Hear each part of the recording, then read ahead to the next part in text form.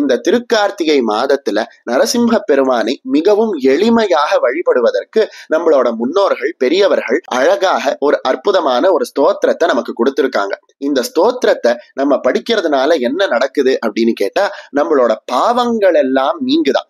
அதாவது சகல பாதக பயக்னம், அதாவது நம்மளோட பாபங்கள் எல்லாம் நீங்கி காமத மசேஷ துரிதாமய ரிபுக்னம், நம்மளோட மனதுல என்ன ஆசை இருக்கோ அந்த ஆசையை இந்த அஷ்டகத்தை சொல்லி நாம நரசிம்ம பெருமானை வழிபடும் பொழுது கிடைக்குது அப்படின்னு சொல்றாங்க.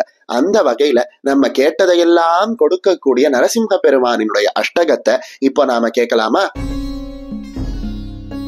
श्रीमत कलंक परिपूर्ण शशिकोटि श्रीधर मनोहर सटापटलकांत पालय कृपालय भवाम्बुधि निमग्नं दैत्यवरकाल नरसिंह नरसिंह पादकमलावनत पादकी जनानां पादकदवानलपदद्रिवरकेतो भावन परायण भवार्ति हरया मां पाहि कृपयैव नरसिंह नरसिंह तुङ्कनक पंक्तितलिता सुरवराश्रक् पंकनव कुङ्कुम विपङ्किल महोर पंडित निदान कमलालय नमस्ते पंकज निषण्ण नरसिंह नरसिंह मौलिषु विभूषणमिवामरवराणां योगि हृदयेषु च शिरस्सु निगमानां राजदरविन्दरुचिरं पदयुगं ते